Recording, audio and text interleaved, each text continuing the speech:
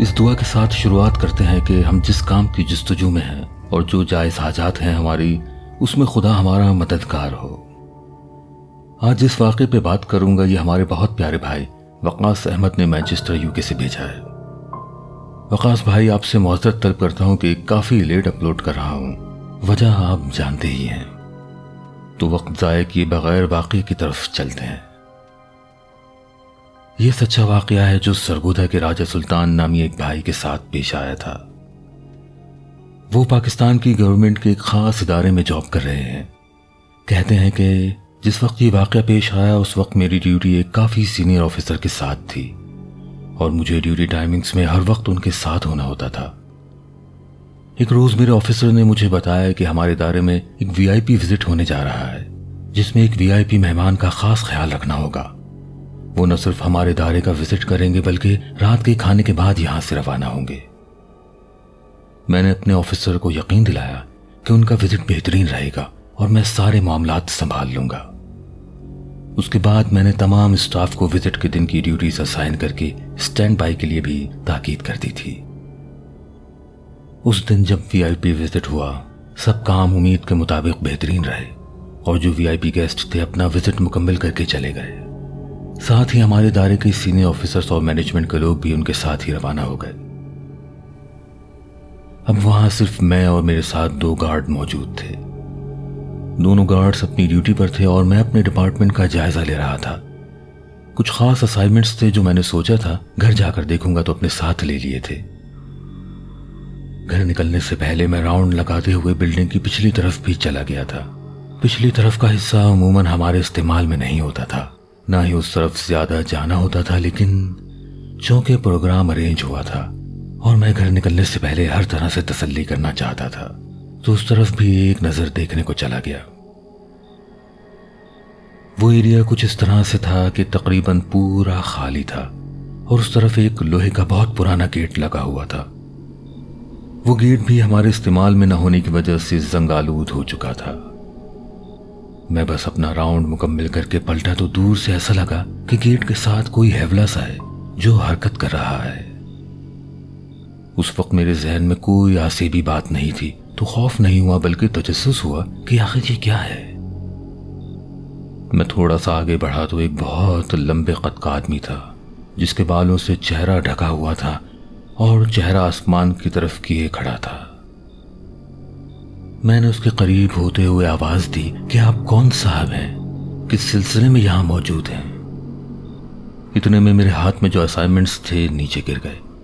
میں جلدی سے جھک کر ان کو اٹھاتے ہوئے دوبارہ اس شخص کی طرف دیکھتا ہوں تو وہ شخص جو میرے سامنے موجود تھا اب وہ ایک لمحے میں اس کا وجود آسمان تک جا رہا تھا اور ہاتھ لمبے ہو کر زمین تک آ رہے تھے۔ اسی لمحے میں اپنے حواس پر قابو نہیں رکھ سکا اور بے ہوش ہو گیا۔ جب میں ہوش میں آیا تو اپنے ڈپارٹمنٹ کے اندر صوفے پہ لیٹا ہوا تھا اور ایک گارڈ میرے ساتھ بیٹھا ہوا تھا۔ مجھے اٹھنا دیکھ کر گارڈ نے بیٹھنے میں مدد کی اور مسکرانے لگا۔ بے ہوش ہونے سے پہلے میری چیخ نکل گئی تھی اور وہ سن کر گارڈز مجھے ڈھونڈتے ہوئے وہاں آئے اور میرے آفس میں لا کر مجھے لٹا دیا تھا۔ مجھے پورا واقعہ اچھی طرح یاد تھا کہ کچھ دیر پہلے کیا ہوا تھا اور میں ابھی بھی خوف محسوس کر رہا تھا۔ میں نے گارڈ سے کہا تم یقین کرو یا نہیں لیکن میرے ساتھ ابھی اتنا عجیب واقعہ ہوا ہے، اور ساتھ ہی میں نے اس کو ساری تفصیل بتا دی کہ کس طرح سے ایک جن نے اپنا آپ ظاہر کیا اور کیسے میرے سامنے ہی سامنے اس کا قد لمبا ہوتے ہوتے آسمان تک چلا گیا۔ گارڈ مسکراتے ہوئے کہنے لگا جناب مجھے آپ کی بات پر یقین ہے کیونکہ ہم گارڈز اس بارے میں جانتے ہیں۔ جب بھی کسی نئے گارڈ کی ڈیوٹی یہاں لگتی ہے تو اس کو اس مخلوق کے بارے میں بتا دیا جاتا ہے تاکہ وہ محتاط رہے۔ اکثر رات میں بلڈنگ کا راؤنڈ لگاتے ہوئے پچھلی طرف گیٹ پر میں اس مخلوق کو وہاں کھڑا دیکھ چکا ہوں، لیکن وہ کوئی نقصان نہیں پہنچاتا، صرف اپنے ہونے کا احساس دلاتا ہے اور ہم توجہ نہیں دیتے تو تھوڑی دیر میں ہی غائب ہو جاتا ہے۔ ہماری تو ڈیوٹی کی مجبوری ہے کہ ہمیں راؤنڈ لگانا ہی ہوتا ہے، اس لیے ہم اس کو اگنور کرتے ہیں۔ آپ معلوم کیجئے گا ہم مینجمنٹ کو اس بارے میں بتا چکے ہیں لیکن کسی نے بھی نوٹس نہیں لیا۔ آپ کو اگر پچھلی طرف کبھی کوئی کام ہو تو خود جانے سے پرہیز کیا کریں، آپ ہمیں بتا دیا کریں۔ بعد میں جب میں نے مینجمنٹ سے اس بارے میں معلوم کیا تو اس گارڈ کی بات بالکل صحیح تھی۔ میں آج بھی اسی بلڈنگ میں جاب کرتا ہوں، لیکن اب میں بہت محتاط رہنے لگا ہوں، خاص کر جب بلڈنگ کے بیک سائڈ پر مجھے کوئی کام ہو تو وہ سارا واقعہ میرے ذہن میں فلم کی طرح گھوم جاتا ہے۔ ڈیئر وقاص، سلطان صاحب کا واقعہ جان کر یہ لگ رہا ہے کہ جو گارڈز ادھر کام کر رہے ہیں ان کے ساتھ بھی کئی واقعات پیش آ چکے ہوں گے۔